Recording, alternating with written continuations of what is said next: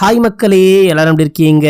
இன்னைக்கு நான் உங்களுக்காக கான்ஸ்டபிள் கனகம் சீரீஸுடைய 2வது சீசனை கொண்டு வந்திருக்கேன். ஃபர்ஸ்ட் சீசன் ஒரு 4 மாசத்துக்கு முன்னாடி போட்டோம்னு நினைக்கிறேன். பயங்கரமா வியூஸ் போனது. அப்பயே உங்கள நிறைய பேர் செகண்ட் சீசன் எப்போ வரும் அப்படின்னு சொல்லிட்டு நிறைய டைம் கேட்டிருக்கீங்க. ஒரு வழியா செகண்ட் சீசனை விட்டாங்க மக்களே. ஃபர்ஸ்ட் சீசனை தாண்டி செகண்ட் சீசன்ல எக்கச்சக்கமான ட்விஸ்ட் இருக்கு. எங்கேயுமே ஸ்கிப் பண்ணாம முழுசா பாருங்க. முடிஞ்ச வரைக்கும் ஷார்ட்டா முடிக்க ட்ரை பண்றேன். இப்போ நம்ம கதைக்குள்ள போயிடலாம். கதைக்குள்ள போறதுக்கு முன்னாடி நம்ம ஏற்கனவே போட்டோ கஸ்டமைஸ் பண்ணி ஒரிஜினல் லெதர்ல 1 இயர் வாரண்டியோட லேடிஸ் வாலெட், ஜென்ஸ் வாலெட்லாம் வித்துக்கிட்டு இருக்கோம் மக்களே. இப்போ புதுசா மொபைல் பேக் கவரையுமே உங்களுக்கு ஃபுல்லா லெதர்ல பயங்கரமா கஸ்டமைஸ் பண்ணி அதுலயுமே போட்டோ போட்டுக்க முடியும். இதுக்குமே உங்களுக்கு 1 இயர் வரைக்கும் வாரண்டி கிடைக்கும். ஃபுல்லா original leather, full and full handmade மக்களே. இந்த ஸ்டிச்சிங் கூட உங்களுக்கு ஃபுல்லாவே ஹேண்ட்மேடாவே வந்துடும். வேணும் அப்படின்றவங்க ஃபர்ஸ்ட் கமெண்ட்ல லிங்க் இருக்கு, கிளிக் பண்ணி வாங்கிக்கோங்க. லான்ச்சிங் ஆஃபரா உங்களுக்கு 30% வரைக்கும் டிஸ்கவுண்ட் கிடைக்க வாய்ப்பு இருக்கு. மெசேஜ் பண்ணும்போது MVன்னு டெக்ஸ்ட் பண்ணுங்க. செகண்ட் சீசன் ஸ்டார்டிங் சீன்லயே நம்ம ஹீரோயினுக்கு ஒரு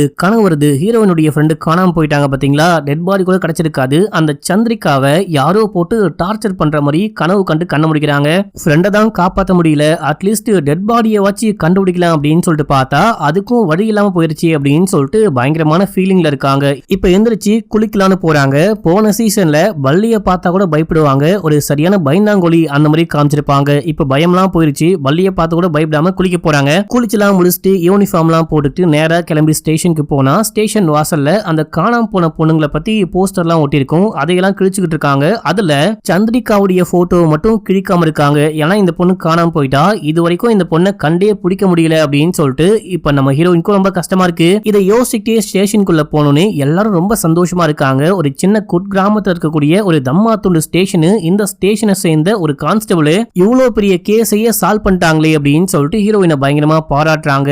நியூஸ் பேப்பர்ல நியூஸ் கூட வந்திருக்கான். அதையெல்லாம் காமிச்சு சந்தோஷமா பாராட்டிக்கிட்டு இருக்கும்போது இன்னொரு விஷயமும் முடிவு பண்ணிருக்காங்க. நம்ம ஹீரோயின் நல்லாவே விசாரிக்கிறாங்க, நல்லாவே இன்வெஸ்டிகேஷன் பண்ணி எல்லாமே கண்டுபிடிக்கிறாங்க. பழைய முடிக்கப்படாத கேஸ்லாம் இருக்கும் இல்லையா, அதையெல்லாம் தூக்கி ஹீரோயின் தள்ள கட்டும் அப்படின்னா ஹீரோயின் முடிச்சிருவாங்க அப்படின்னு சொல்லிட்டு ஒரு போலீஸ் மட்டும் உள்ளுக்குள்ள போயிட்டு பழைய கேஸ் ஃபைல்லாம் எடுக்கலாம் அப்படின்னு சொல்லிட்டு பார்க்கும்போது ஒரு ஃபைல் மட்டும் கீழே ஒழுகுது. அந்த ரேக்குக்கு கீழே ஒழுகுது. கையை விட்டு எடுக்கலான்னு பார்த்தா அந்த பக்கமா வந்த ஒரு தேளு கையில ஒரு போடு போட இவரு லபோ திபோன்னு கத்த ஆரம்பிக்கிறாரு. எல்லாரும் உள்ள ஓடி வந்து என்னாச்சுன்னு கேட்கும்போது ஒரு தேள் வந்துட்டு கையை கொத்திருச்சு அப்படின்னு இதை பார்த்துட்டு தேள் அங்கதான் ஓடிக்கிட்டு இருக்கு. அந்த தேளை மெரிச்சே கொல்லலாம் அப்படின்னு சொல்லிட்டு இன்னொரு கான்ஸ்டபிள் ஓடி போயிட்டு மெரிக்கலான்னு பார்க்கும்போது அந்த தேளை மெரிச்ச அப்படின்னா அந்த பாட்டி வந்துட்டு எந்த ஒரு இதுவுமே பண்ண மாட்டாங்க, எந்த ட்ரீட்மெண்ட்டும் பண்ண மாட்டாங்க. தேள் கடிக்கு அந்த பாட்டி மட்டும்தான் ஒழுங்கான ட்ரீட்மெண்ட்டே பண்ணுவாங்க. போயிட்டு அந்த பாட்டியை கூட்டிட்டு வாங்க.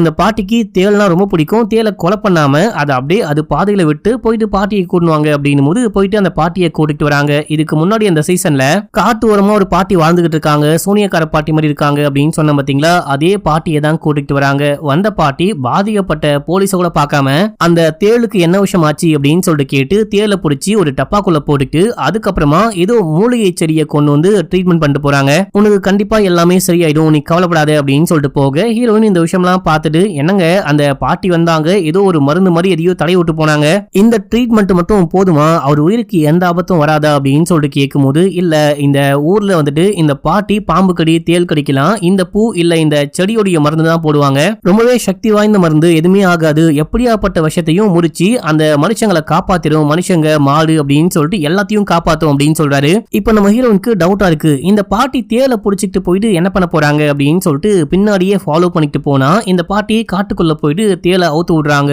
அந்த டைம்ல நம்ம ஹீரோயின் பின்னாடியே ஃபாலோ பண்ணிட்டு வந்தாங்க அப்படின்னு சொல்லிட்டு அந்த விஷயத்தையும் கண்டுபிடிச்சிட்டு ஏமா என்ன எதுக்குமா ஃபாலோ பண்ணிட்டு வர, என் மேல உனக்கு டவுட்டா அப்படின்னு சொல்லிட்டு கேட்கும்போது ஹீரோயின் மாட்டிக்கிட்டாங்க. இங்க பாரு, உன் மனசு படபடக்குது, நீ ரொம்ப டென்ஷனா இருக்க, ஒரு மாதிரி பரபரப்பா யோசிச்சுட்டே இருக்க, அந்த மாதிரிலாம் இல்லாம காமா இரு, அமைதியா இருந்து யோசி, நீ கேட்கிற எல்லா கேள்விகளுக்கும் பதில் உங்ககிட்டயே இருக்கு, உன்னால ஈஸியா பதில கண்டுபிடிக்க முடியும் அப்படின்னு சொல்ல இப்ப நம்ம ஹீரோயின் ஸ்டார்டிங்ல இருந்து எண்டு வரைக்கும் எல்லாத்தையும் யோசிச்சு பாக்குறாங்க. சந்திரிகாவை ஃபர்ஸ்ட் மீட் பண்ணது, அந்த பொண்ணு கூட பேசி பழகினது, இந்த திருவிழாக்கு போனது, டான்ஸ் ஆடினது, கீழே விழுந்தது அப்படின்னு சொல்லிட்டு எல்லாத்தையும் யோசிச்சு பாக்குறாங்க. ஆனா இவங்களுக்கு வந்துட்டு எந்த ஒரு புடியும் கிடைக்க மாட்டேங்குது, என்ன பண்றது, எந்த குழுவுமே கிடைக்க மாட்டேங்குது அப்படின்னு சொல்லிட்டு தூங்காம நைட்டு முழுக்க உட்காந்து இதையே யோசிச்சுட்டு இருக்காங்க.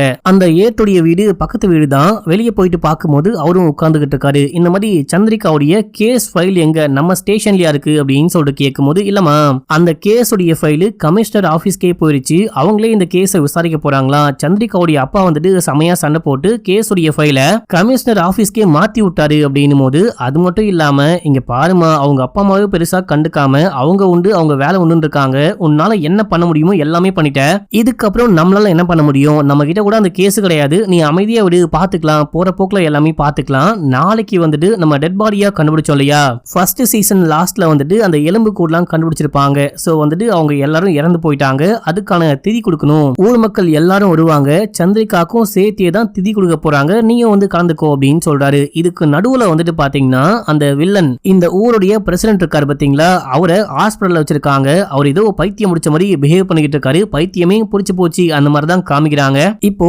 அடுத்த சீன்ல அந்த ஆத்தங்கரை ஓரமா வச்சு 4 பொண்ணுங்க சந்திரிகாவோட சேர்த்து 4 பொண்ணுங்க காணாம போயிருப்பாங்க, 3 பொண்ணுங்களுடைய அந்த எலும்பு கூடு கிடைச்சிருக்கும், சந்திரிகாவுடைய பாடி மட்டும் கிடைச்சிருக்காது. இப்போ இந்த 4 போட்டோவையும் வச்சு பூஜை எல்லாம் பண்ணி அந்த இது காக்காக்கு சாப்பாடு எல்லாம் படைக்கும் போது காக்காலாம் ஓடி வந்து அந்த 3 பொண்ணுங்களுக்கு பக்கமா இருக்க சாப்பாடை மட்டும் சாப்பிடுதுங்க. சந்திரிகா கிட்ட இருக்க சாப்பாடை எந்த காக்காவும் சாப்பிடவே இல்லை, காக்கா சாப்பிடல அப்படின்னா கண்டிப்பா வந்துட்டு சந்திரிகா சாகவே இல்லை போல, சந்திரிகா இன்னமும் எங்கேயோ உயிரோட இருக்க வாய்ப்பு இருக்கு, நம்ம அந்த கேஸை விசாரிக்கலாம் அப்படின்னு சொல்லிட்டு உடனே கிளம்புறாங்க. ஃபர்ஸ்ட் சீசன்ல கூட காமிச்சிருப்பாங்க, நம்ம ஹீரோடைய அம்மா இறந்து போனாலும் அடிக்கடிக்க வந்துட்டு சாப்பாடுலாம் சாப்பிடுவாங்க, நம்ம ஹீரோயின் வைக்கிற சாப்பாடை சாப்பிடுறாங்க அப்படின்ற மாதிரி காமிச்சிருப்பாங்க. இப்ப நேரா போயிட்டு ஸ்டேஷன்ல எஸ்ஐயை மீட் பண்ணி இந்த மாதிரி காக்கா சாப்பாடை சாப்பிடல அப்படின்னா என்னுடைய ஃப்ரெண்டு எங்கேயோ உயிரோட இருக்க வாய்ப்பு இருக்கு, சந்திரிகாவுடைய கேஸ் ஃபைல எப்படியாச்சும் திரும்ப வாங்குங்க, நானே அந்த கேஸை விசாரிக்கிறேன், நான் எப்படியாச்சும் என்னுடைய ஃப்ரெண்டை கண்டுபிடிக்கிறேன் அப்படின்னு போது அட பைத்தியம் முடிச்ச வெட்டுக்கிளி, காக்கா சாப்பாடு சாப்பிடல அப்படின்றதுக்காகலாம் கேஸ் ஃபைல கமிஷனர் ஆபீஸ் வந்து வாங்க முடியாது, வேற வழியே இல்ல, அவங்க தான் கேஸ பாத்துக்க போறாங்க அப்படின்னும் போது நம்ம ஹீரோயின் கெஞ்சி கேக்குறாங்க. அதனால இந்த எஸ்ஐ என்ன பண்றாரு அப்படின்னா, என்னால அந்த கேஸோடைய ஃபைல திரும்ப வாங்க முடியுமான்னு தெரியல, முதல்ல அந்த கேஸை விசாரிக்க ஆரம்பிச்சிட்டாங்களான்னு பார்க்கலாம் அப்படின்னு சொல்லிட்டு இவரு கமிஷனர் ஆபீஸ்க்கு அங்க ஒரு தெரிஞ்ச கான்ஸ்டபிள் இருப்பாரு, அவருக்கு கால் பண்ணி கேட்கும் போது இன்னமும் கமிஷனருடைய டேபிளுக்கு இந்த ஃபைல் போய் சேரல, திருப்பலாம் அனுப்ப வாய்ப்பே கிடையாது, ஒரு 3 நாளைக்கு ஹோல்டு பண்ணி வைக்க முடியும், அந்த கேஸ் இருக்கு இந்த கேஸ் இருக்கு அப்படின்னு சொல்லிட்டு ஏதாவது காரணம் காமிச்சு அதிகபட்சமா 3 நாளைக்கு ஹோல்டு பண்ணி வைக்கலாம், அதுக்கு முன்னாடி கேஸை நீங்க விசாரிச்சு முடிச்சிட்டீங்க அப்படின்னா இந்த கேஸ் உடைய ஃபைலை உங்களுக்கே தரத்துக்கு ஏற்பாடு ஏதாவது பண்ண முடியும் அப்படின்னு சொல்றாரு. இதை கேட்டு எஸ்ஐயும் நம்ம ஹீரோயின் கிட்ட, ஏமா உனக்கு ஒரு 3 நாள் டைம் இருக்கு, அதுக்குள்ள முடிஞ்சா கேஸை முடிக்க பாரு, இல்ல அப்படின்னா என்னால கிடையாது, யாராலையும் ஒண்ணுமே பண்ண முடியாது அப்படின்னு சொல்ல, அப்ப ஹீரோயினுக்கு ஒரு விஷயம் தோணுது, இதுக்கு முன்னாடி சந்திரிகாவை ஒரு போஸ்ட் ஆபீஸ்ல வச்சு ஹீரோயின் மீட் பண்ணிருப்பாங்க, என்ன எதுக்கு வந்திருக்கீங்க அப்படின்னு சொல்லிட்டு கேட்கும்போது மணி ஆர்டர் அனுப்ப வந்திருக்கேன் அப்படின்னு சொல்லிருப்பாங்க. மணி ஆர்டர் இவங்க யாருக்கு அமைச்சிருப்பாங்க அப்படின்னு சொல்லிட்டு நேரா போஸ்ட் ஆபீஸ்க்கு போயிட்டு அங்க இருக்க போஸ்ட் மாஸ்டர் கிட்ட கேட்கும்போது, ஏமா அது பல நாளைக்கு முன்னாடி அவங்க வந்து பண்ண விஷயம், அவங்க யாருக்கு அமிச்சாங்க அப்படின்னா இப்ப உடனே பார்க்க முடியாது, ஏன்னா இந்த புக் முடிஞ்சிச்சு அப்படின்னா இதை கொண்டு போயிட்டு நாங்க ஹெட் ஆபீஸ்ல வச்சிருவோம், ஹெட் ஆபீஸ்ல தான் எல்லா டீடைலும் இருக்கும், எனக்கு வேணா கொஞ்சம் டைம் கொடு, நாளைக்கு வரைக்கும் டைம் கொடு, அதுக்குள்ள நான் போயிட்டு அந்த பழைய புக்கை ஓபன் பண்ணி அந்த பொண்ணு யாருக்கு மணி ஆர்டர் அமிச்சா அப்படின்னு சொல்லிட்டு அந்த விஷயம்லாம் பார்த்துட்டு வந்து சொல்றேன் அப்படின்னும் போது அதுக்கெல்லாம் டைம் ஆகுமே, நமக்கு டைமே இல்லையேன்னு யோசிக்கிறாங்க. இப்ப மறுபடியும் ஃபர்ஸ்ட் சந்திரிகாவை மீட் பண்ணும்போது அந்த பொண்ணு சொன்ன விஷயம் ஹீரோயினுக்கு ஞாபகத்துக்கு வருது, நம்ம ஹீரோயின் நான் போலீஸாக இந்த ஊருக்கு வந்திருக்கேன் அப்படின்னு சொல்லியிருப்பாங்க. சந்திரிகா வந்துட்டு நான் இந்த மாதிரி ஒரு ஆட்டக்கலை கத்துக்க வந்திருக்கேன், ஒரு டான்ஸ் கத்துக்க வந்திருக்கேன் அப்படின்னு சொல்லியிருப்பாங்க, வைசாக்ல இருந்து வந்திருக்கேன் அப்படின்னு சொல்லியிருப்பாங்க. சரி ஓகே நம்ம கிளம்பி வைசாகே போலாம், அங்க போயிட்டு விசாரிச்சு பார்க்கலாம் அப்படின்னு சொல்லிட்டு நைட்டோட நைட்டா பொட்டி படுக்கையெல்லாம் கட்டிக்கிட்டு நேரா கிளம்பி வைசாக் போறாங்க.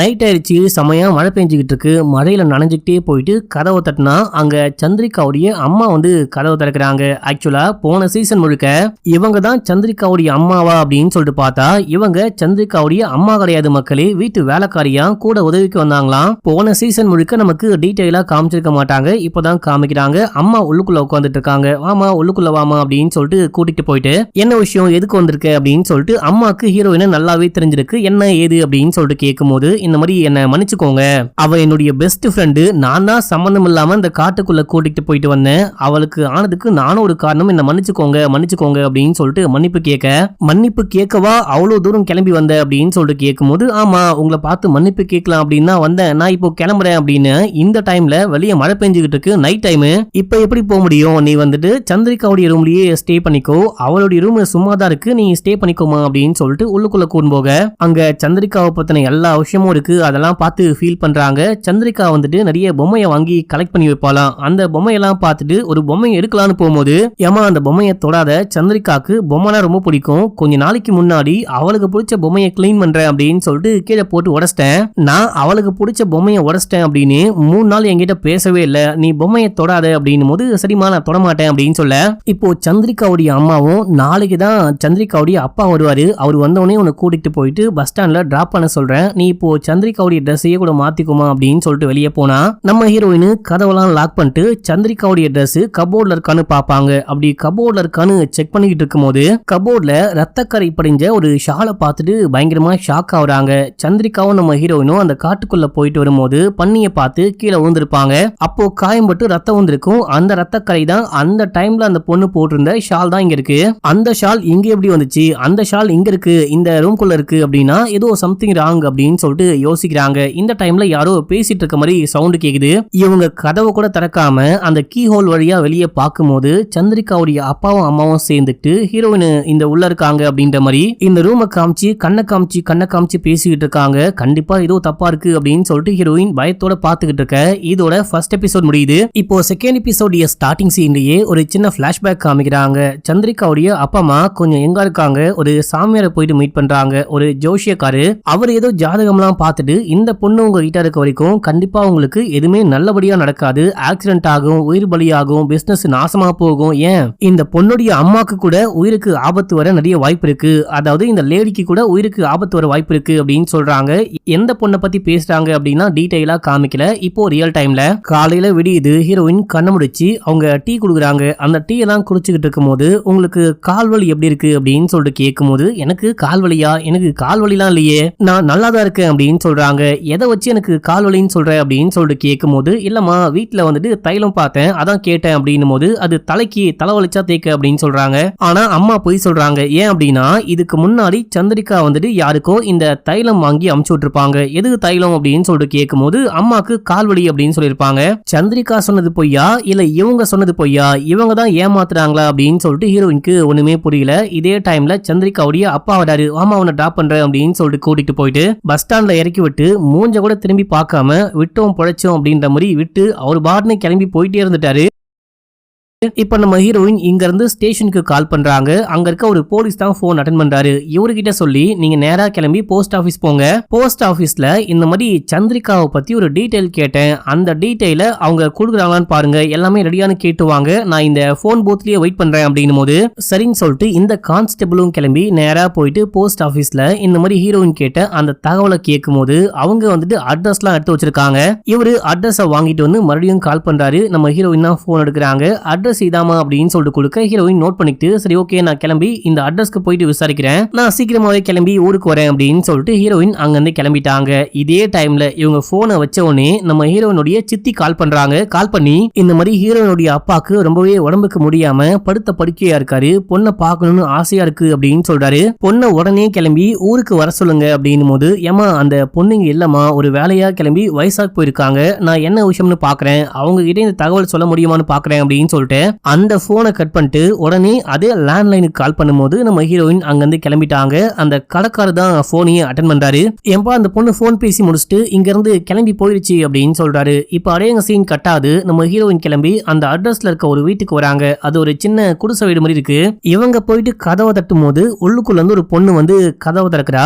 அது யாருன்னு பார்த்தா அது வேற யாரும் கிடையாது, நம்ம சந்திரிகா தான். சந்திரிகாவை பார்த்தோன்னே உங்களுக்கு கண்ணெல்லாம் கலங்குது. அடியே எங்கடி போன, உன்னை நாங்களாம் எங்க தேடிட்டு இருக்கோம் தெரியுமா, நீ எப்படி இங்க வந்த, என்ன விஷயமாச்சு எல்லாமே சொல்லு அப்படின்னு சொல்லிட்டு கேட்கும் போது அந்த பொண்ணுக்கு ஹீரோயின் யாரு அப்படின்னே தெரியல. ஆக்சுவலா அந்த பொண்ணு சந்திரிகாவே கிடையாது, அதாவது நம்ம ஹீரோயின் தேடி வந்த அந்த சந்திரிகாவே கிடையாது அப்படின்னு சொல்லிட்டு கதையை சொல்ல ஆரம்பிக்கிறா. சந்திரிகாக்கு 20 வயசு ஆகும் போது அப்பா அம்மா கோயிலுக்கு போயிட்டு அன்னதானம் எல்லாம் பண்றாங்க. அம்மா வந்துட்டு சாமி கும்பிட்டுக்கிட்டு இருக்கும் போது அப்பா வந்து சோகமா உட்காந்துட்டு இருக்காரு. என்னப்பா ஆச்சு உங்களுக்கு, ஏன்பா இப்படி சோகமா உட்காந்துட்டு இருக்கீங்க அப்படின்னு சொல்லிட்டு கேட்கும் போது உங்ககிட்ட ஒரு உண்மையை சொல்லணுமா, இந்த உண்மையை எப்ப சொல்றது எப்படி சொல்றது அப்படின்னு தெரியாம முழிச்சுட்டு உட்கார்ந்துகிட்டு இருக்கேன். சரி ஓகே இப்ப சொல்றேன். ஆக்சுவலா நீ வந்துட்டு நாங்க பெத்து வளர்த்த பொண்ணு கிடையாது, எங்களுக்கு குழந்தை கிடையாது அப்படின்னு சொல்லிட்டு நாங்க வளர்த்த பொண்ணு, தத்தெடுத்து வளர்த்த பொண்ணு.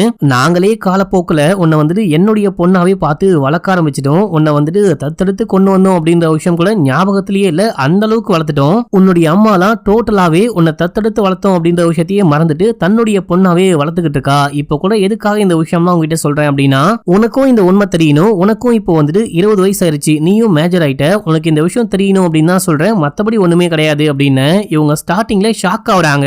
அதுக்கப்புறம் ரியாலிட்டியை புரிஞ்சுக்கிட்டு நீங்க வந்துட்டு உண்மையிலேயே என்ன ரொம்ப ரொம்ப நல்லா பாத்துக்கிறீங்க, என்னுடைய சொந்த அப்பா அம்மா வளர்த்திருந்தாங்க பாத்திருந்தாங்க அப்படின்னா கூட இந்த அளவுக்கு பாத்துருப்பாங்களா அப்படின்னு சொல்லிட்டு தெரியல, என்னை தூக்கிட்டு வந்து வளர்த்ததுக்கு ரொம்ப நன்றி அந்த மாதிரிலாம் சொல்றாங்க. இப்ப அப்படியே எங்க சீன் கட்டாது. என்னதான் அப்பா கிட்ட ஓகேன்னு சொல்லிட்டாங்க நன்றின்னு சொல்லிட்டாங்க அப்படின்னா கூட தன்னுடைய பெத்த அம்மா அப்பாவை கண்டுபிடிக்கணும் அப்படின்னு சொல்லிட்டு அந்த ஒரு ஆசை இருக்கு. அதனாலேயே அப்பாக்கே தெரியாம பெட்டியெல்லாம் ஓபன் பண்ணி இவங்களை வந்துட்டு இந்த தத்தெடுத்து கொண்டு வந்திருப்பாங்க பாத்தீங்களா, அதுக்கான டாக்குமெண்ட் எல்லாம் படிக்கிறாங்க. எங்க இருந்து கொண்டு வந்தாங்க அப்படின்னு சொல்லிட்டு பார்த்துட்டு அங்கேயே போயிட்டு அங்க இருக்கிற கம்பவுண்டர் எல்லாம் காசு கொடுத்து கரெக்ட் பண்ணி யாருடைய அம்மாக்கு இவங்க பிறந்தாங்க யாருடைய அப்பாக்கு இவங்க பிறந்தாங்க அப்படின்னு சொல்லிட்டு அந்த டீடைல் எல்லாம் வாங்கிட்டு ஒரு ஸ்பாட்டுக்கு போறாங்க. எங்க போறாங்க அப்படின்னா இப்ப நம்ம ஹீரோயின் போயிட்டு ஒரு பொண்ணு கிட்ட பேசிட்டு இருக்காங்க பாத்தீங்களா, அதே ஸ்பாட்டுக்கு போறாங்க. அங்க போனா சந்திரிகாவை மாதிரியே அங்க ஒரு பொண்ணு இருக்கா. ஆமா மக்களே, சந்திரிகாவுடைய உண்மையான அப்பா அம்மாக்கு ட்வின்ஸா பிறந்திருக்காங்க. அதுல ஒரு குழந்தைய தான் இவங்க தூக்கி வளர்த்திருக்காங்க. அவங்க தான் இந்த சந்திரிகா அப்படின்னு சொல்லிட்டு காட்டுறாங்க.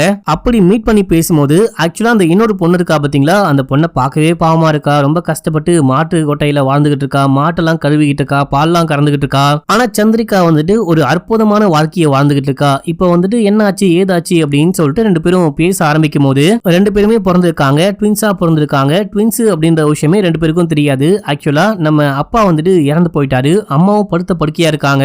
அம்மாக்கு காலப்போக்க கண்ணும் தெரியாம போயிருச்சு. அம்மாவை நான் தான் கவனிச்சுக்கிறேன், இந்த மாடுலாம் மேய்ச்சிட்டு பால்லாம் கறந்து ஏதோ ஒரு மாதிரி வாழ்க்கை வாழ்ந்துகிட்டு இருக்கேன் அப்படின்னு.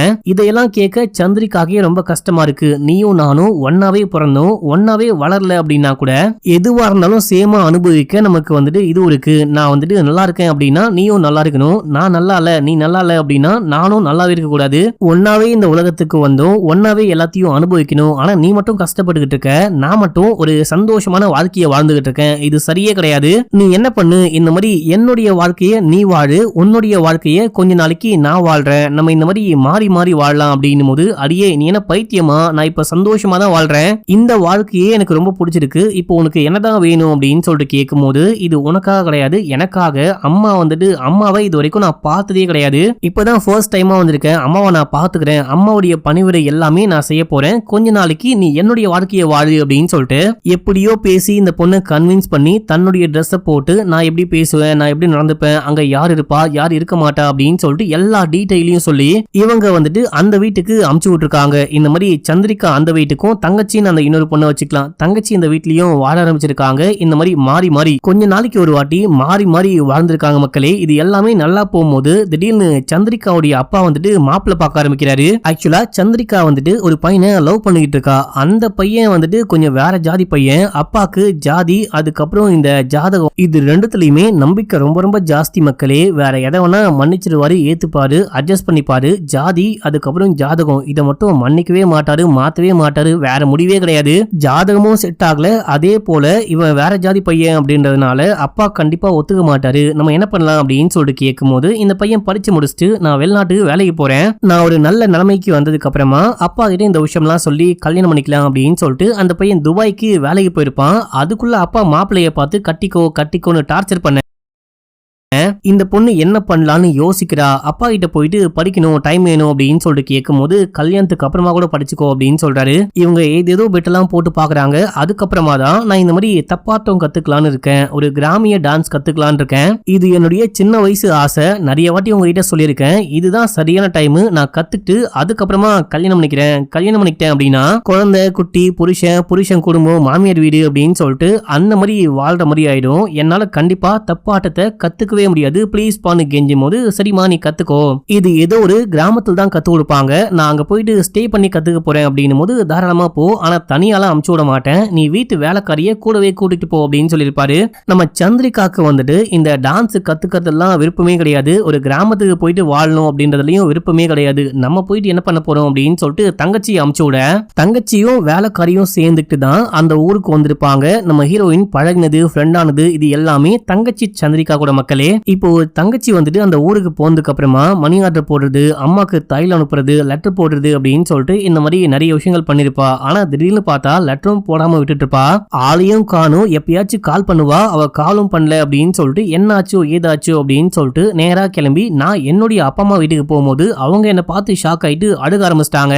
அதுக்கப்புறமா இந்த பொண்ணு அப்பா அம்மா கிட்ட எல்லா உண்மையுமே சொல்றா. நான் இந்த மாதிரி மாறி மாறி வாழ்ந்தேன் அப்படின்னு சொல்லும் போது உன்னதான் காணுமே, நீ எப்படி இங்க வந்த அப்படின்னு சொல்லிட்டு கேட்கும் போதுதான் அப்படின்னா தங்கச்சிய ஆளை காணுமா அப்படின்னு சொல்லிட்டு இந்த பொண்ணு உண்மையை சொல்லி தங்கச்சிய தேடணும், போலீஸ்ல கம்ப்ளைண்ட் கொடுக்கணும் அப்படின்னும் போது அப்ப அப்பாவும் அம்மாவும் சொல்றாங்க, அப்பா வந்துட்டு ஏதோ பிசினஸ் எல்லாம் பண்ணிட்டு இருக்காரு, எதிரிகள் ரொம்ப ஜாஸ்தியா, என்னுடைய எதிரிகளை யாரோ தான் உன்னுடைய தங்கச்சிய கடத்திட்டு போயிருக்க வாய்ப்பு இருக்கு, போலீஸ் தேடிட்டு இருக்காங்க, கண்டிப்பா கண்டுபிடிச்சிருவாங்க, நீ கவலைப்படாத, நீ இப்போதைக்கு என்னுடைய பொண்ணுன்னு தெரியாம இதுக்கு முன்னாடி உன்னுடைய சொந்த அம்மா வீட்டுல வாழ்ந்துகிட்டு இருக்க இல்லையா, அங்கேயே போயிட்டு கொஞ்ச நாளைக்கு அங்கேயே மறைஞ்சி வாழ்ந்துகிட்டு இந்த பிரச்சனை எல்லாம் முடிஞ்சதுக்கு அப்புறமா நானே சொல்றேன், அதுக்கப்புறமா நீ இங்க கிளம்பி வந்தா போதும் அப்படின்னு சொல்லிட்டு அப்பா அம்மா பேசி அமுச்சு விட்டுட்டு இருப்பாங்க. இப்போ நான் இங்க வந்து மறைஞ்சி வாழ்ந்துகிட்டு இருக்கேன் அப்படின்னு ஆடங்கொக்க மக்கா அப்படின்னு சொல்லிட்டு நம்ம ஹீரோயின்கே தலையெல்லாம் சுத்துது. ஏமா என்னமா சொல்ற அப்படின்னு சொல்லிட்டு கேட்கும் போது ஆமாங்க இதான் உண்மை, நீங்க இவ்வளவு தூரம் என்னுடைய தங்கச்சியை தேடி வந்திருக்கீங்க அப்படின்னா உங்களுக்காகவே எங்கேயோ ஒரு இடத்துல என்னுடைய தங்கச்சி காத்துக்கிட்டு இருக்க வாய்ப்பு இருக்கு, நீங்க எப்படியாச்சும் போயிட்டு என் தங்கச்சியை காப்பாத்தி கூட்டிட்டு வாங்க, என்னுடைய தங்கச்சியை கண்டிப்பா நீங்க கண்டுபிடிச்சிருவீங்க அப்படின்னு சொல்லிட்டு எனக்கு நிறையவே நம்பிக்கை இருக்கு, பிளீஸ் எப்படியாச்சும் காப்பாத்துங்க அப்படின்னு நம்ம ஹீரோயின் இங்க இருந்து கிளம்புறாங்க. போகும்போது சாமிலாம் கும்பிட்டுட்டு போறாங்க. இதோட செகண்ட் எபிசோட் முடியுது. இப்போ மூணாவது எபிசோடைய ஸ்டார்டிங் சீன்லயே ஒரு காதல் ஜோடியை காமிக்கிறாங்க. இவங்க ரொமான்ஸ் எல்லாம் பண்ணி முடிச்சுட்டு அங்க இருந்து கிளம்புறதுக்கு முன்னாடி அந்த பொண்ணு சொல்றா இந்த மாதிரி நான் பிரெக்னெண்டா இருக்கேன் அப்படின்னு. அந்த பையன் ஷாக் ஆகுறான், என்னடா சந்தோஷப்படுவான்னு பார்த்தா ஷாக் ஆகுறானே அப்படின்னு சொல்லிட்டு அந்த பொண்ணு யோசிக்கிறா. நீ கவலைப்படாத எல்லாமே பாத்துக்கலாம் அப்படின்னு சொல்லிட்டு அங்க இருந்து கிளம்புறா. அதுக்கப்புறமா இவங்க ஓடி வந்து கல்யாணம் பண்ணி வேற எங்கேயோ வாழ்ந்துகிட்டு இருக்காங்க, ஒரு பயத்தோட வாழ்ந்துகிட்டு இருக்காங்க, எங்க நம்ம ஃபேமிலி வந்து பிரிச்சிருவாங்களோ அப்படின்னு சொல்லிட்டு. ஏன்னா இந்த பொண்ணு கிறிஸ்டியன், இந்த பையன் ஹிந்து மக்களே. இப்ப அப்படியே ரியல் டைம்ல காமிக்கிறாங்க. நம்ம ஹீரோயின் ஏதோ ஒரு விஷயத்துக்காக ஸ்டேஷனுக்கு கால் பண்ணும்போது அந்த 8 தான் போன் எடுக்கிறாரு. அவரு போன் அட்டன் பண்ணி ஏமா எங்கம்மா போன, திடீர்னு காலையில பார்த்தா ஆளையே காணும், எங்க போன என்ன ஆன அப்படின்னு எந்த தகவலுமே இல்ல, உன்னுடைய அப்பா உயிருக்கு போராடிட்டு இருக்காராம், நீ உடனே கிளம்பி போயிட்டு உன்னுடைய அப்பாவை மீட் பண்ணு அப்படின்னு சொல்லும் போது இவங்களும் கிளம்பி அந்த ஊருக்கு போயிட்டு ஹாஸ்பிட்டலுக்கு போறாங்க.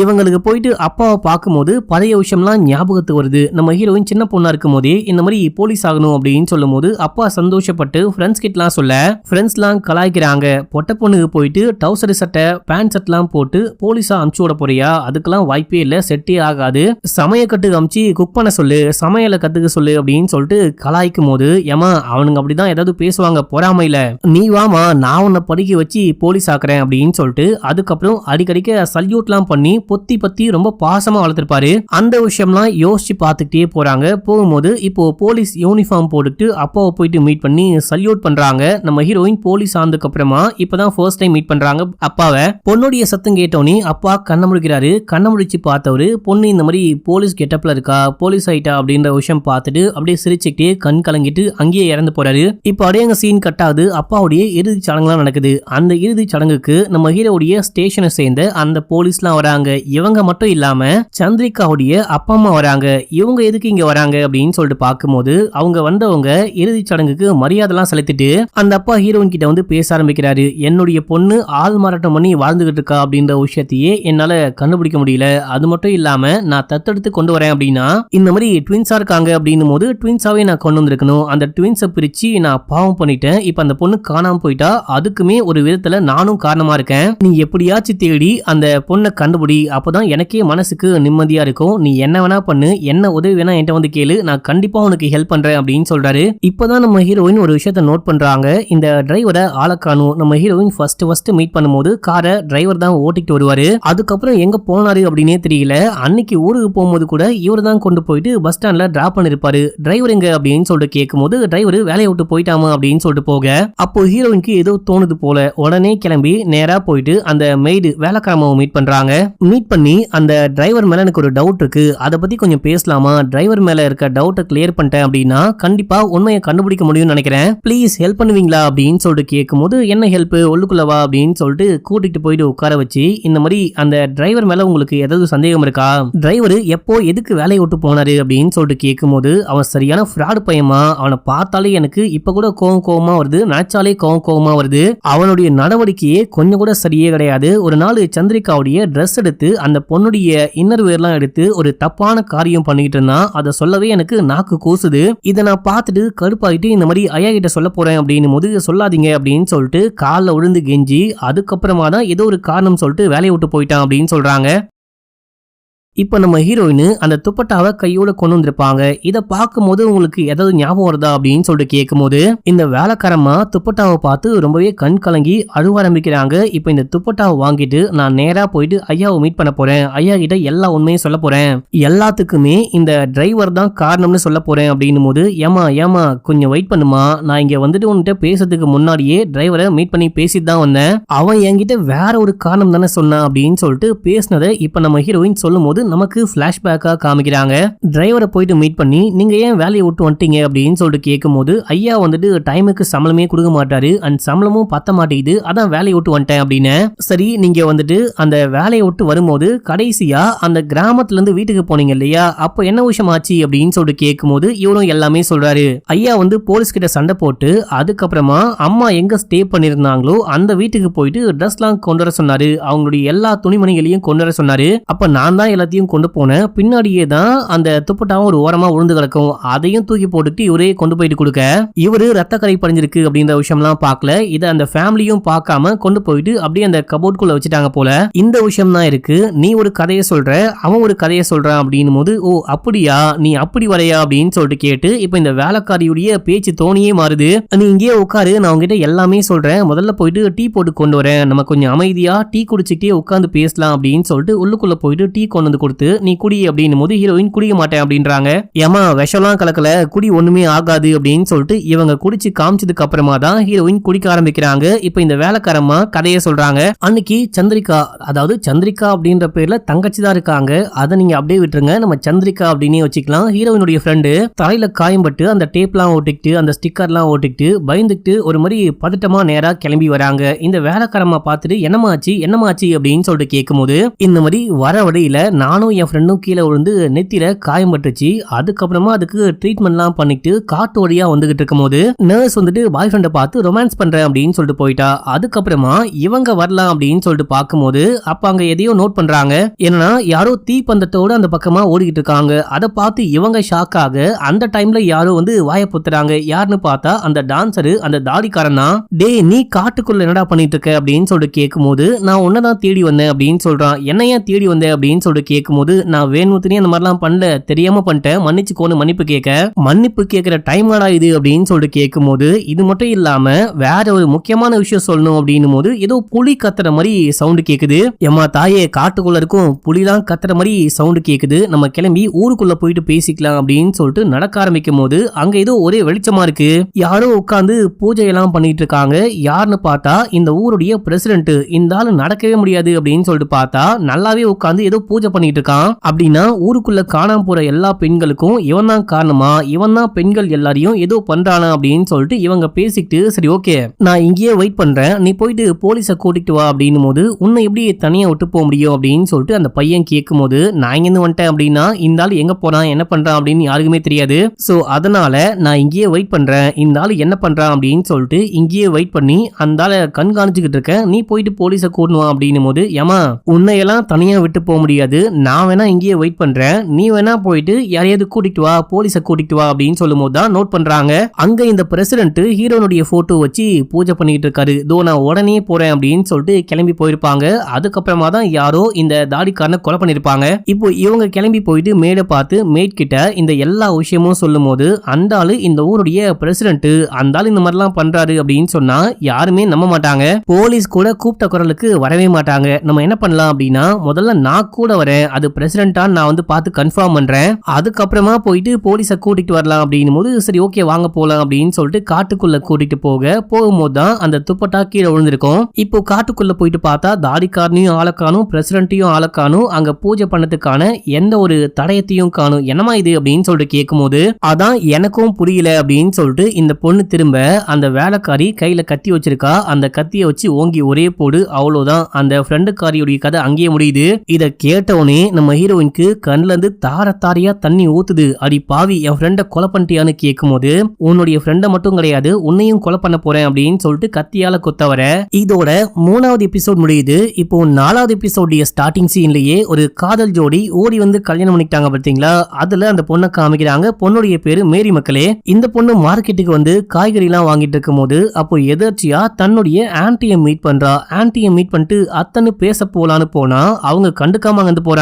ஆனா இந்த பொண்ணு விடாம பின்னாடியே போயிட்டு, அத்தை நான் என்ன அப்படி பெரிய பாவம் பண்ணிட்டேன், ஊர்ல யாரும் பண்ணாதியா பண்ண, எனக்கு பிடிச்சவங்க கூட ஓடி வந்து இப்போ கல்யாணம் பண்ணி சந்தோஷமான ஒரு வாழ்க்கையை வாழ்ந்துகிட்டு இருக்கேன், பிரெக்னெண்டா இருக்கேன், இங்க பாருங்கன்னு வயித்தெல்லாம் காமிக்கும் போது அப்ப கூட அவங்க செம கடுப்பா இருக்காங்க. எனக்கு மட்டும் உன்ன மாதிரி ஒரு பொண்ணு இருந்தா கண்டிப்பா நானே கொன்னு போட்டிருப்பேன், உங்க அப்பா அம்மாவால அது முடியாம அவங்களே தற்கொலை பண்ணி இறந்து போயிட்டாங்க அப்படின்னு சொல்லிட்டு போக இந்த பொண்ணு அந்த விஷயத்தை கேட்டு பயங்கரமா ஷாக் ஆவரா. பயங்கரமா அழுதுகிட்டே வீட்டுக்கு வரா. இந்த டைம்ல ஹஸ்பண்ட் வராரு. வரும்போதே ரொம்ப சந்தோஷமா வராரு. வந்துட்டு இந்த பொண்ணு சொல்ற விஷயத்த கூட கேட்காம ரொம்ப ரொம்ப சந்தோஷமான விஷயம், எனக்கு ஒரு பயங்கரமான வேலை கிடைச்சிருக்கு, அந்த வேலை மூலமா நிறையவே காசு கிடைக்கும், வாழ்க்கையில நல்லாவே செட்டில் ஆயிடலாம், நான் போயிட்டு ஒரு மாசம் வேலை பாக்குறேன், அதுக்கப்புறமா வந்துட்டு உங்க அம்மா அப்பா கிட்ட போயிட்டு பேசலாம், வளகாப்பு கூட வர சொல்லலாம், கண்டிப்பா அவங்களும் சமாதானம் ஆயிடுவாங்க, நம்ம வாழ்க்கையிலயும் செட்டில் ஆயிடலாம் அப்படின்னு சொல்லிட்டு அங்க இருந்து கிளம்பலான்னு பாக்குறாரு. போகும்போது மனைவி பிரெக்னெண்டா இருக்காங்க. Almost delivery time.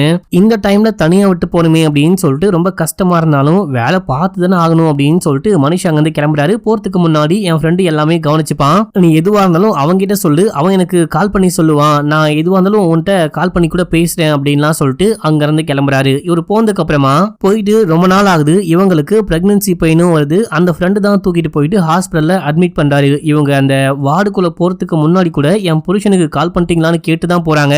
நான் கால் பண்ணமா, போனே கனெக்ட் ஆகல அப்படின்னு சொல்றாரு. இப்போ வந்துட்டு குழந்தை பிறக்குது, என்ன விஷயம் ஆச்சு அப்படின்லாம் காமிக்கல. இப்போ டாக்டர் மட்டும் வெளியே வராரு. வந்த டாக்டர் குழந்தை வந்துட்டு வளர்ச்சியே இல்லாம பிறந்திருக்கு, அதுவும் ஒரு முண்டம் மாதிரி பிறந்திருக்கு, பார்க்கவே கொடூரமா இருக்கு, இன்னொன்னு குழந்தை பிறக்கும் போது இறந்துதான் பிறந்துச்சு, நீ எப்படியாச்சும் போயிட்டு அந்த பொண்ணு கிட்ட பேசி சமாதானப்படுத்த ட்ரை பண்ணு அப்படின்னும் போது அட்லீஸ்ட் குழந்தையோடைய பாடியாச்சும் காமிங்க, நான் பார்க்கணும், நான் அந்த பொண்ணு கிட்ட பேசணும் அப்படின்னு.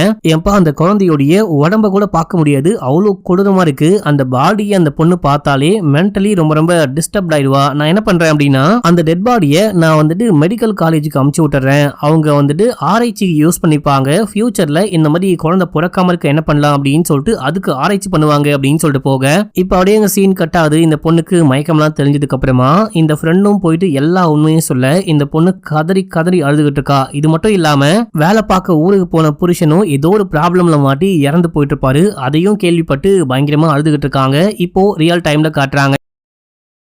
நம்ம ஹீரோயினை அந்த வேலைக்காரமா கொலை பண்ணலான்னு கத்தியோட வந்து கொலை பண்ண பார்க்கும்போது நம்ம ஹீரோயின் தடுக்கிறாங்க.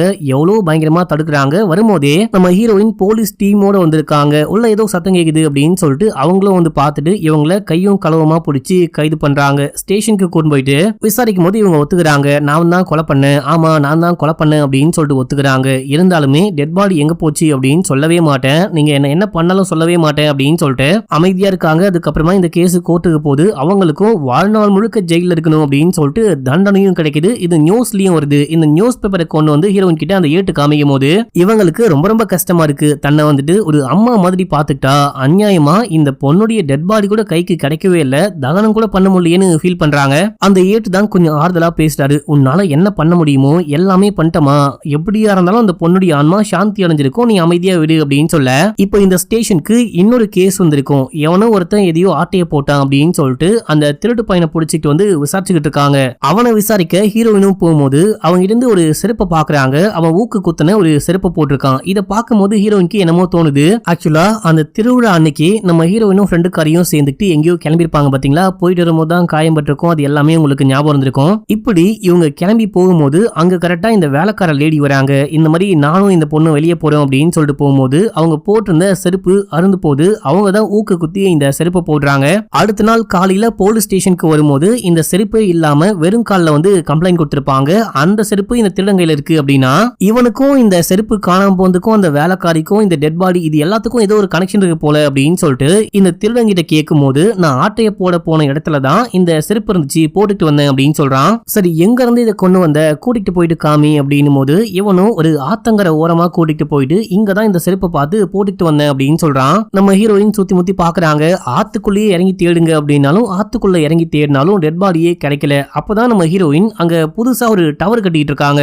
அதுக்கு சிமெண்ட்ல அந்த காலம் எல்லாம் போடுவாங்க பாத்தீங்களா, அதுல வந்துட்டு பாத்தீங்கன்னா ஒரு செருப்புடைய தடைய மாதிரி இருக்கு. இந்த செருப்பை வாங்கி மேட்ச் பண்ணி பார்க்கும்போது பக்காவா மேட்ச் ஆகுது. கண்டிப்பா அந்த வேலைக்கார லேடி இங்க வந்துட்டு போயிருக்க நிறைய வாய்ப்பு இருக்கு. இங்க தோண்டி பார்த்தோம் அப்படின்னா ஏதாவது கண்டுபிடிக்க முடியும் அப்படின்னு சொல்லிட்டு சுத்தி முத்தி பார்க்கும்போது சில இடத்துல தோண்டி புதைச்ச மாதிரி தோண்டிட்டு மூடின மாதிரி ஒரு அடையாளத்தை பாக்குறாங்க. இங்க தோண்டுங்க அப்படின்னு போது தோண்டி உள்ளுக்குள்ள பார்த்தா அங்க ஃப்ரெண்டு காரியோடைய டெட் பாடி இருக்கு.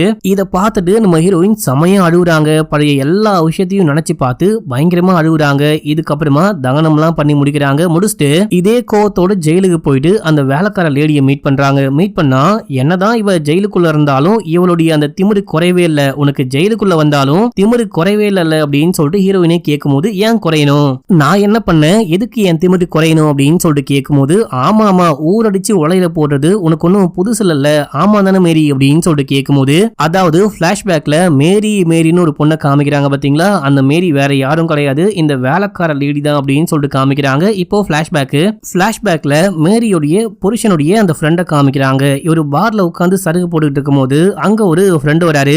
என் பொண்ணுடைய காது குத்து நாளைக்கு கண்டிப்பா வந்துரு அப்படின்னு சொல்லிட்டு இன்வைட் பண்ண, டேய் உனக்கு தான் குழந்தைய பிறக்கலையடா, எப்படி குழந்தை அப்படின்னு சொல்லிட்டு கேட்கும்போது ராஜு டாக்டர் தான் எனக்கு ஒரு நல்ல குழந்தையா பார்த்து எடுத்து கொடுத்தாரு அப்படின்னும் போது, எனது எடுத்து கொடுத்தாரா ராஜு டாக்டர் அப்படின்னும் போது மைண்டுக்குள்ள ஓடுது. இந்த மாதிரி இந்த பொண்ணுக்கு குழந்தை பிறந்துச்சு ஆனா இறந்து போச்சு, குழந்தை சரியில்லை முடமா இருந்துச்சு, ஏதேதோ சொல்லி சமாளிச்சிருப்பாரு. கடைசி வரைக்கும் குழந்தையுடைய டெட் பாடியை கூட கண்ணில் காமிக்கல அப்படின்னா இந்த ஆளு குழந்தைய கைமாத்தி விடுறானோ, குழந்தைய இல்லீகலா விற்கிறானோ அப்படின்னு சொல்லிட்டு ஒரு டவுட். இதை ஒரு புரிஞ்சுக்கிட்டு நேரா போயிட்டு டாக்டர் கிட்ட சண்டை போட்டா அந்த ஆளு அடிச்சு விரட்டி விட்டுறாரு. இருந்தாலும் இவருக்கு மனசு கேட்கல. அங்க இருக்க கம்பவுண்டர் கிட்ட பேசி எப்படியோ இந்த குழந்தை எங்க போச்சு அப்படின்னு சொல்லிட்டு கேட்கும்போது இந்த மாதிரி மேரியோடைய குழந்தைய இந்த வீட்டுக்கு தான் தத்து கொடுத்தாங்க அப்படின்னு சொல்லிட்டு அட்ரஸை எழுதி கொடுக்க, அதை எடுத்துக்கிட்டு நேரா மேரிய பார்க்கலான்னு வந்தா மேரி அதுக்குள்ள வீட்டெல்லாம் காலி பண்ணிட்டு ஊரையே காலி பண்ணிட்டு அங்க இருந்து போறாங்க. இவரு பின்னாடியே கூப்பிட்டு போனா அதுக்குள்ள இவருக்கு ஆக்சிடென்ட் ஆகுது. ஆக்சிடென்ட் ஆனதுக்கு அப்புறமா தான் மேரி பார்த்துட்டு ஓடி வந்து என்ன ஆச்சு, எதுக்காக இந்த மாதிரி அவசரமா ஓடி வரீங்க அப்படின்னு சொல்லிட்டு கேட்கும்போது இவர் எல்லாமே சொல்லி அட்ரஸை கையில கொடுக்குறாரு.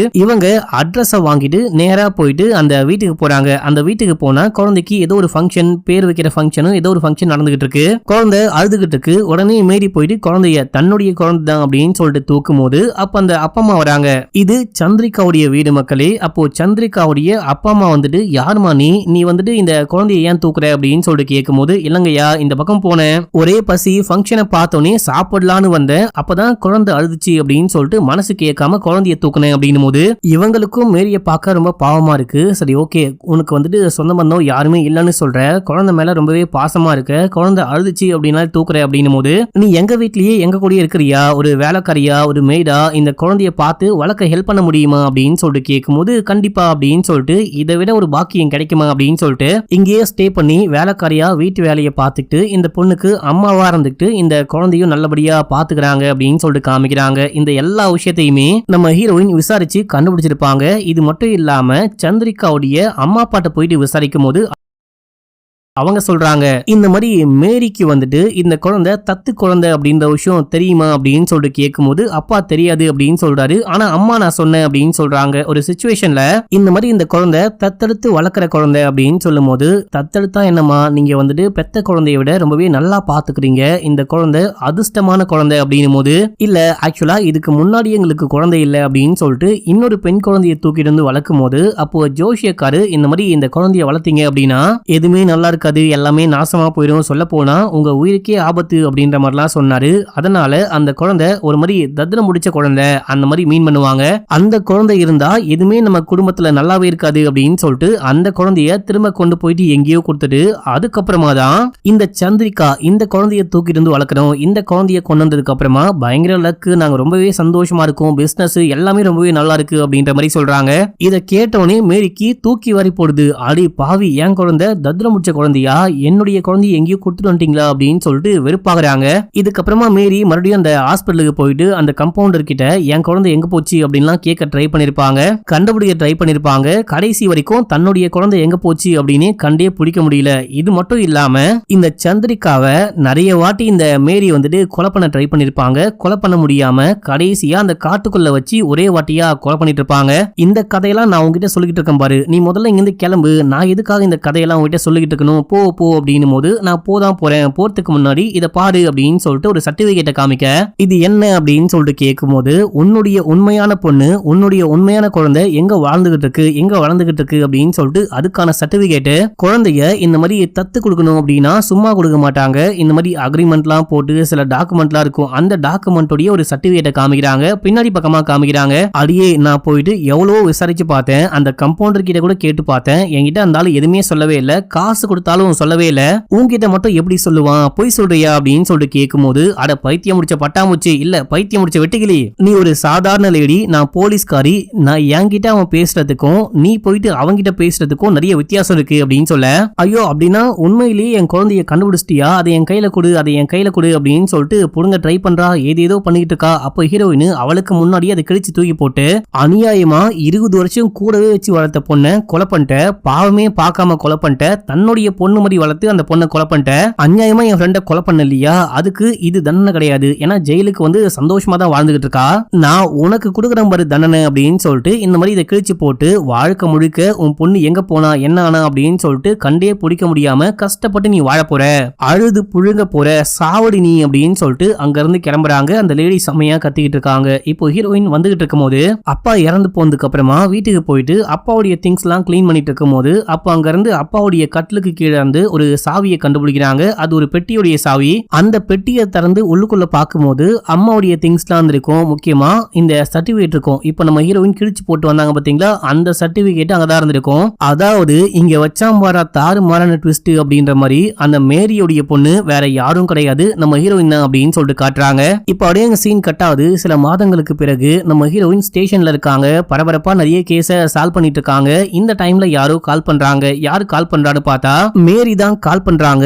எங்கடி என் பொண்ணு, எங்கடி என் பொண்ணு, உண்மையை சொல்லு, உண்மையை சொல்லு அப்படின்னும் போது, இந்த மேரி கூடவே அந்த பிரசிடென்ட்டும் இருக்கான். ஒரு மாதிரி வியடா விசில் அடிப்பான். அதே போல விசில் அடிக்க இந்த சவுண்டும் ஹீரோயினுக்கு நல்லாவே கேக்குது. இந்த ரெண்டு மூதேவிங்களும் சேர்ந்துட்டு என்ன பண்ணிட்டு இருக்காங்க, இந்த லேடி ஸ்டேஷன்ல இருந்து எப்படி கால் பண்ண முடியும், ஐ மீன் ஜெயிலுக்குள்ள இருந்து எப்படி கால் பண்ண முடியும், தப்புஸ்டாலோ அப்படின்னு சொல்லிட்டு ஷாக்காவ இதோட இந்த சீசனே முடியுது. கூடிய சீக்கிரமே 3வது சீசனும் வரும் அந்த மாதிரி காமிச்சு இந்த 2வது சீசனை முடிக்கிறாங்க. 3வது சீசனுக்கு யாரெல்லாம் வெயிட் பண்றீங்க அப்படின்னு சொல்லிட்டு மறக்காம கமெண்ட்ல போட்டு விடுங்க. இன்னமும் சப்ஸ்கிரைப் பண்ணாம பாக்குறீங்க அப்படின்னா பண்ணிக்கோங்க, பக்கத்துல வர பெல்லையும் கிளிக் பண்ணிக்கோங்க.